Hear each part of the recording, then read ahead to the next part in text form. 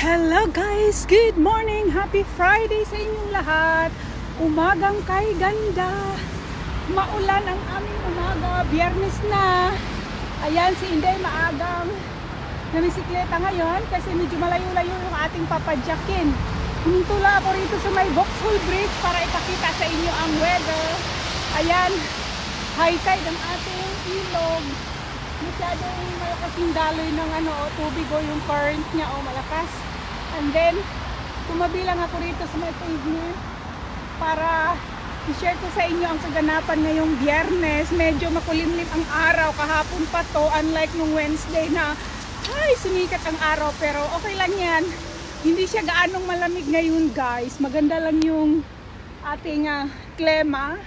Very, very mild. At in fact, pawis na ako kasi ang init. Ang layo ng pinadyak ko. Ayan yung aking bike, nakatabi lang dyan para hindi makaabala sa mga naglalakad. Hindi ko sinuot yung aking gloves kasi nga hindi naman malamig.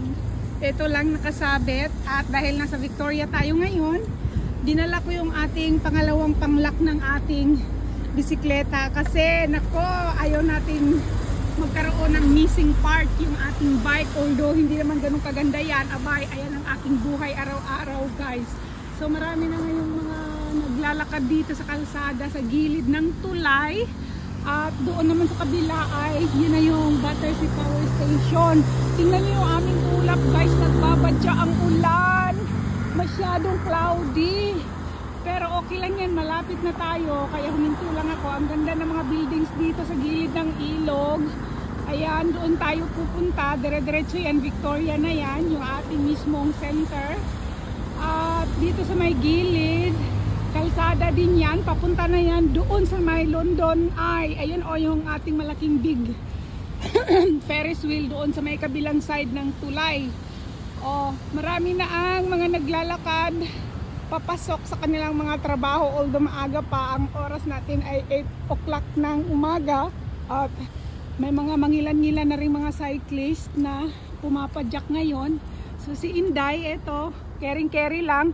Ayun yung London Eye guys. So i-focus ko kayo. Ayan. Medyo malayo-layo lang tayo. Tapos sa likod nung itong taas na building na to, nandyan yung Houses of Parliament. Ayun yung pinaka niya, Torre. Yun. Yun yung Houses of Parliament. And then, dito sa ating kanan, ayan na yung building ng MI6 guys.